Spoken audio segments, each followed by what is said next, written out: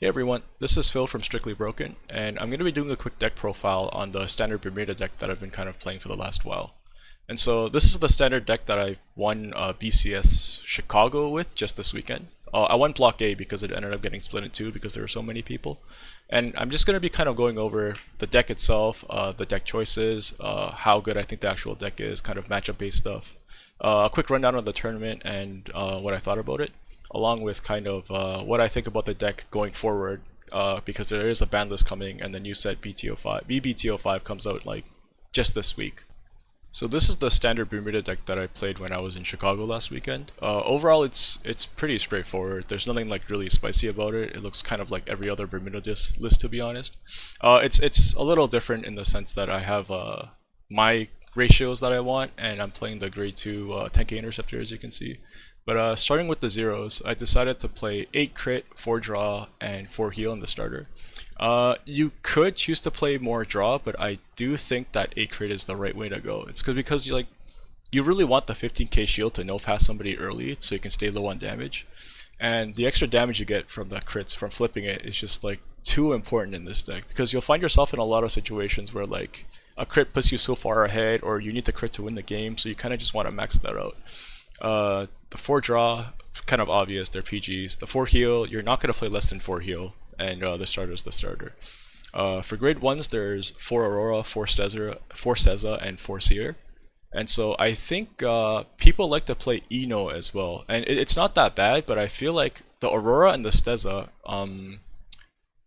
are more lean towards consistency. So the Eno gives you slightly more aggro early, but then the Aurora and the Steza just makes your early game and mid game a lot more consistent, because cycling through cards lets you kind of see like the key pieces that you want. So you can kind of draw into a grade 2 if you go second and you Steza. You can pop the Steza, try to draw into a 2 or a 3 if you need it, because I don't know, you mulligan greedily, because that's what you can do in this deck. The Aurora is just a good ride target. You can ride Aurora if you have to call it on the side. You draw one, pitch one. It lets you see more cards. It fixes your hand early, and like Bermuda's early game is so important because that's what kind of pushes you far ahead to the point where you can just like blow your opponent out. And so it's 4 Aurora for consistency, 4 Steza for consistency. The +1 is great if you can get it. If not, then whatever. 4 Seer, consistency. You want your 3s. It gives you an extra attacker on the board, 10k shield if you need it. So I felt like this was the way to go in terms of grade 1s, just as much consistency as you could. Eno, I don't think is that bad still. You could play it, but I feel like the consistency is more important going into a big event.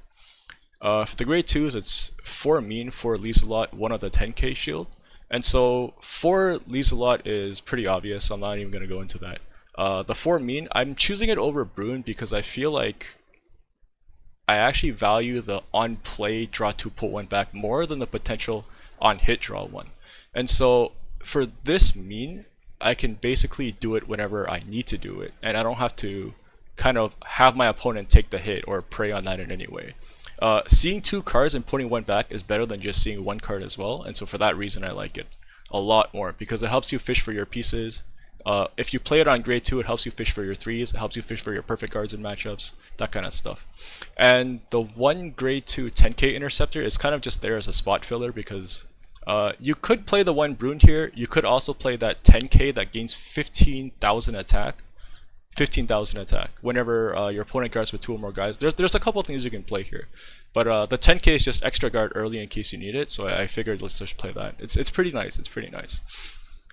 For the grade 3s, it's also kind of straightforward. It's 4 Sonata, 4 Caro, 3 Fina, and 1 Serena. The 4 Caro and the 4 Serena, sorry, 4 Caro and 4 Sonata. I get their names mixed up. But yeah, the 4 Caro and the 4 Sonata is pretty straightforward. It's kind of just like your key pieces, you really want them, so you're going to max them out just so you can draw them early. You want both of them and as many copies as you can, so you'll max them out for that reason. The 4 Fina is really good in like pretty much every matchup. If you play against Kagero, they'll blow it up instead of your Sonata, because they kind of need to remove guard from you if they kill both and whatever, right? But it really keeps you alive in like a deck where you're playing this many grade 3s. You're playing 12. And so it turns all your grade 3s into actual guard. it turns it so that whenever you have a full board already, you can intercept and then Sonata next turn for more value, so you don't just have a clunky board. And so it just gives you like the survivability you need to actually play through the game sometimes. It also really helps against certain guard restricts, so say Violence Ranger, if that's trying to run into you, or like you cannot guard with certain things like other ones, you can just use Fina as intercepts, and so that really saves you sometimes. The one Serena is kind of, it's on the place of the fourth Fina, so you can either play the fourth Fina or the one Serena. If you play 4 Fina, it's basically saying you want to fill your board as soon as possible and just try to like get as much intercept value. But then the Serena gives you a little bit of leeway in the sense that if you have like a mediocre hand, like say you have no Caro, right? You can swing with like a Sonata Serena and try to draw cards into it. Or if you're just low on hand in general, it's just more value. And so instead of the guard value you'll try to get and generate draw value, if that makes sense. It's also really good in Kagero because when they try to blow your board out, you can ride Serena and try to like get 3 melody units from your grave to refill your board with. And so it's kind of like a lifesaver sometimes when you're playing against what's that, Blade Master. And so overall, this is the deck. It plays the triggers. It plays 12 grade 1s, 9 grade 2s. I've seen 8 grade 2s as well. You can also do that, but I feel like the 9th one is just kind of like a safety net, so I'm playing the 1 Tenki Interceptor, and 12 grade 3s. So going into this event, I actually believe that Bermuda was the best deck you could potentially bring into it. It's just like overall the deck is so solid, it hits so hard. Most of the time your opponent can't really do anything about it, and so you kind of just blow them out like every other game goes when you play Bermuda. Even though we did get My Glorious Justice, so it came with what? Deep Police, Grand Blue, Aquaforce, right? Those 3 decks were pretty good as well, but then I just felt like Melody is just so much better than them regardless. I think the scariest thing that you can actually see playing this deck is against Kagero because of Blade Master, but specifically the Blade Master version. So if they go into Blade Master, they can pop your board and then you kind of have to refill it one way or another. It's not too bad, you just have to not overcommit and then you kind of have to play the game and pray they don't like double crit you or do something crazy. The Grand Blue matchup, people were kind of talking about it here and there. I think it's very heavily Bermuda favored because, like, sure, you have trouble killing them because they generate so many protects and PGs, but they can't really kill you because all they can really do is hit you with like a Violence Ranger or pray to like they basically have to get you to really high damage early to actually have a shot at killing you. So if you just guard early and you just try to stay as like a low damage, then you can kind of breeze through the game, keep pressuring them. They'll have to try to punch you, but you'll just guard them out, and then eventually you'll just grind them out. Plus they'll kind of maybe just deck themselves out, so you can just kind of play through the game and try to survive. So this is where the Finas actually come in really handy, because you can kind of just double Fina Violence Ranger or like Vanguard hits or anything, and then like, oh sorry, so you put Finas at the back and then you put your other dudes in the front. So your back rows say like Fina, Caro, Fina, and then you just have 2 other Melody units in the front, and you just keep using them to intercept. So you just generate like infinite value and they can't kill you because they're hitting for like such weenie numbers. They have to like dragon you like literally every turn and hope you don't have PGs and stuff like that. Or they have to Franger you every turn, which is even worse. So overall, I don't think the matchup's that bad. I think it's really, really Bermuda favored actually. The worst thing that you want to run to is the mirror, because the mirror sucks. Whoever goes first is so heavily advantaged. Whoever opens at least lots are also so heavily advantaged. Games come down to like 5k shield sometimes, your opponent not being able to guard. It's really scary. And it's just, you'd rather play against like literally anything else because you don't want to flip coins against it. It's like you can do what you can, but sometimes you just get rolled. So for the tournament itself, it was actually pretty crazy. We ended up getting like 405 people or something like that for standard. And so we ended up getting split to 2 blocks, and I don't think anyone was expecting that. That's amazing though, because now we get twice the amount of invites, twice the amount of people in top 8, twice the amount of trips, that kind of thing. It's like just double the pricing, right? But yeah, it was actually kind of crazy because that's never happened before, and so no one was expecting this. And so I got put to block A. I ended up losing my second round of Swiss, and it's because I forgot to pop a Steza in the mirror match. And I ended up being, I think it was like 10k short from actually guarding properly. My opponent still needed to crit me that turn, and he did, but I put myself in a situation where I could have died to 1 crit, and that was like pretty bad.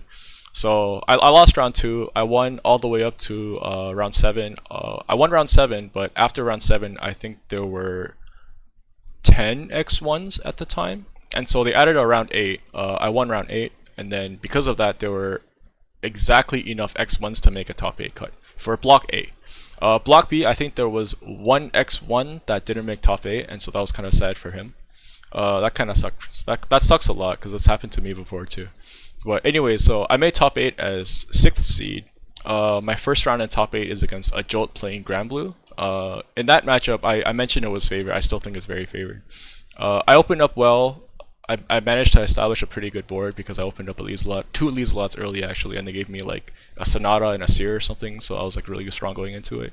I had guard in my hand to guard early, so that on his first grade 3 turn I was only a 1, and so he ended up double critting me to 4, and that was like the only damage he dealt for the rest of the game because I just set up a double Fina on my board and I just guarded for like the whole game and he couldn't kill me. And so he eventually had to ride into Basskirk to generate another protect marker, and then he kind of just ran out of field at that point because he can't Kakaitis like once per turn anymore. 2 guys per turn is what I was trying to say. But so like that was the end of that game, and then top 4 was against John Chaden playing Nova Grapplers. That was an interesting game where I opened up strong as well. And then I think like maybe 3 or 4 turns into the game, he kind of knew that he was going to lose already because he was so far behind. He went to pass my Vanguard when I went first and was on grade 2 because he needed the guard early, right? And ended up critting him. He ended up healing, so he took like the same amount of damage anyways, but like he lost the card. And he kind of just knew that like things were really going downhill. He ended up on his grade 3 turn at 5 damage already, and he had like no perfect guards in hand, and so he was in a bad spot, and we kind of just like messed around the whole game. But yeah, that was unfortunate for him. I also went first, which was a big deal. I went first in both my games going for in top 8, and then in my last game in the finals against Sarah Michelle playing the mirror, I also went first again, and that game was actually crazy though. We both opened up like double Lieselot, a bunch of Seers, like some ridiculous amount of value.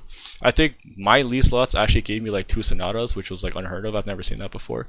And so going into my grade 3 turn, I saw like all my Sonatas in my hand already, and I was 2 in my hand, 2 on my board, and I was just like, what the hell? And that being said, I still almost lost that game because on my final push turn, she died because she was like 5k short or something on guard, but like it was that close because like even though I had like that much early value, she was hitting like stuff off her what's it called, Lieselots as well, and then she was hitting like draws. I was hitting like draws. The game was really close. It came down to like just an inch, and so that was that for top 8. And I don't know. After that, I was just like, holy moly, what happened? I actually won, and that was it basically. So going into VBTO5, I think the deck is still really strong, mainly because of its early game, and so you can just kind of bully somebody early and then just kind of close them out the same way you do now. You might have a little bit of a harder time because decks are now just naturally stronger. You might randomly die to a Gauntlet Buster or something like that. But overall, it's still a really good deck and it's still really strong. I think the deck is playable up until the ban list. When the ban list hits, you have to basically cut Lieselot from your deck because you're not cutting Sonata. Sonata is like more important than the Lieselot, crazy enough, right?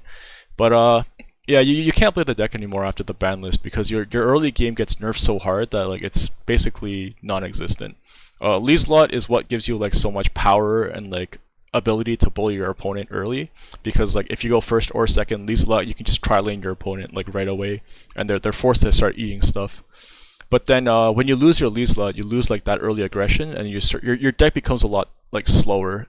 Your early game becomes a lot weaker, and then you're more reliant on your like late game power spike where you hit like 66 with like 2 crits on every column. But then getting to that point's a lot harder, and it's a lot easier doing what we do now where we just bully early and then just like close out games with like 1 or 2 grade 3 turns. And so I think when the ban list hits, it's better to just play a different deck aside from this. It's sad, but then the better thing to do is just to wait until the new Bermuda set drops in. I think it was like January or something. There's a lot of other decks that are worth playing. There's like good things to look at, but Bermuda is just gonna have to take a break for a bit, basically. That's basically it for what I have today. So thanks for watching, and see you guys around.